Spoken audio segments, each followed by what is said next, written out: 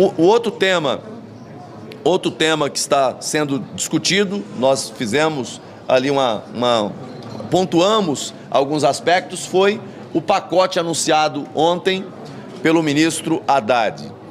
O ministro Haddad, que já vinha anunciando ao longo dos últimos dias, um pacote de corte de gastos, e de repente o anúncio que ele faz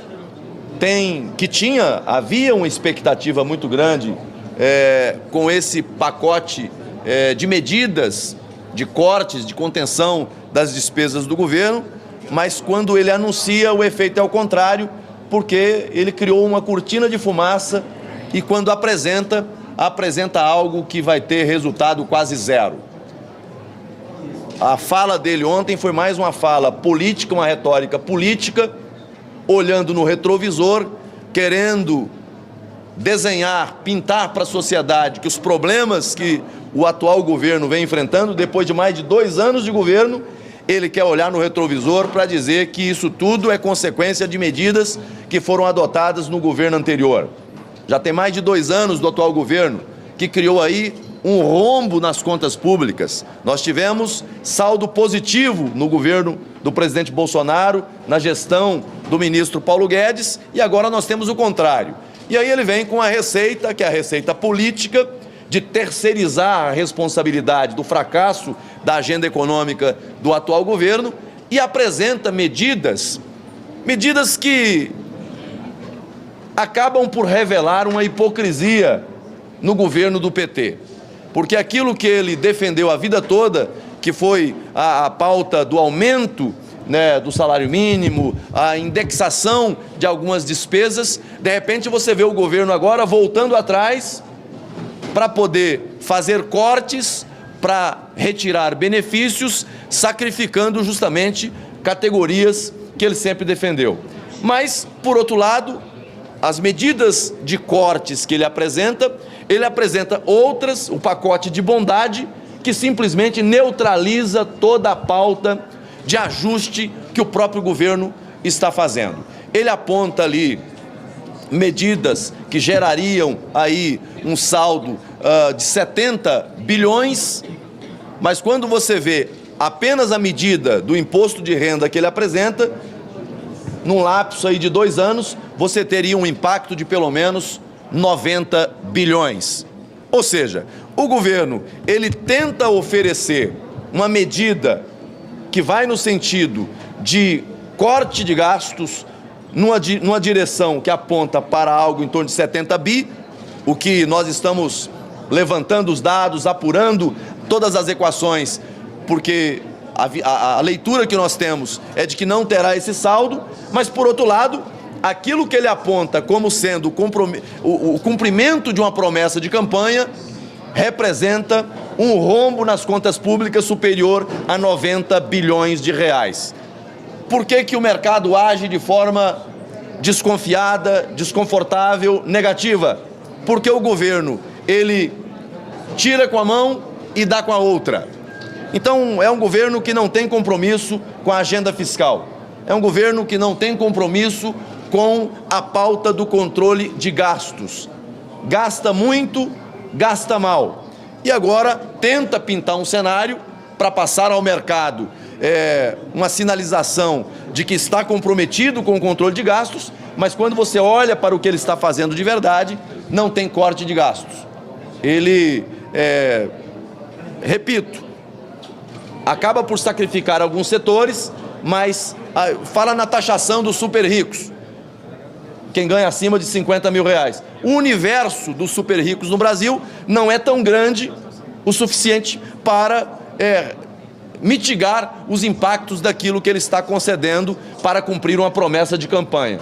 O governo tem que fazer uma escolha nesse momento: cumprir compromissos de campanha dentro de uma retórica de populismo ou cuidar da agenda fiscal e salvar a economia do Brasil. Mas quem criou esse modelo de desastre econômico foi o governo. Agora, ele é o responsável por apresentar uma proposta que deve vir desenhada numa proposta de emenda constitucional e num projeto de lei complementar, que começa a sua tramitação pela Câmara dos Deputados e depois do Senado. A oposição sempre defendeu a pauta do controle de gastos, sempre defendeu o equilíbrio fiscal. Não é agora que nós vamos mudar o nosso discurso, mas não vamos embarcar numa proposta que é um grande faz de conta, uma proposta que promete muito e não entrega quase nada. Senador, quais são as propostas que a oposição vai apresentar para que essa medida do governo não seja o faz de conta, como o senhor está dizendo? E a questão da isenção de imposto de renda para quem ganha até R$5.000 também foi uma promessa de campanha do então presidente Bolsonaro, né, desde 2018. Como é que a oposição agora vai fazer para se colocar contra essa medida? A oposição, diferente do governo Lula, diferente da atual equipe econômica, a oposição mantém uma coerência. Aquilo que a oposição defendeu no passado em relação à pauta do equilíbrio nas contas públicas vai continuar sendo a tônica da oposição. O que nós não vamos permitir, o que nós não vamos colaborar é para entrar num jogo de faz de conta. Isso não. Certamente que a oposição vai oferecer contribuições para garantir efetividade nessa agenda de corte de gastos, nessa agenda de equilíbrio fiscal. A proposta foi apresentada ontem, ainda está sendo, a nossa equipe ainda está trabalhando em cima desses temas, ainda existe muita obscuridade, né?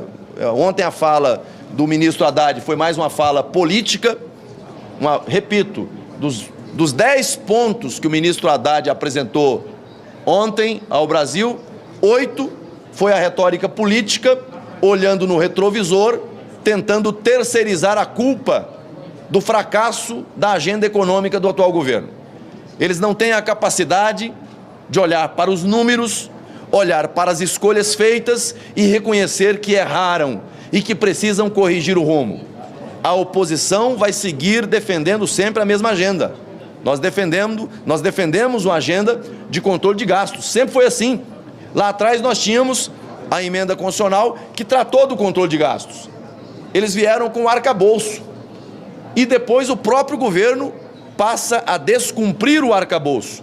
E hoje nós temos um rombo que a oposição já denunciava isso lá atrás, mas que o governo tenta a todo tempo camuflar, tenta a todo tempo desconstruir aquilo que é fruto de um fracasso na agenda econômica. Então, a pauta que a oposição defendeu no passado, ela vai continuar defendendo, mas nós não vamos embarcar nessas medidas que são populistas. O governo, assim, ele apresenta um cenário aqui para trazer uma resposta buscando a confiança do mercado, buscando a confiança do investidor num primeiro momento, mas quando você vê ao longo do tempo que ele está fazendo, ele desfaz tudo aquilo que ele apresenta na proposta inicial.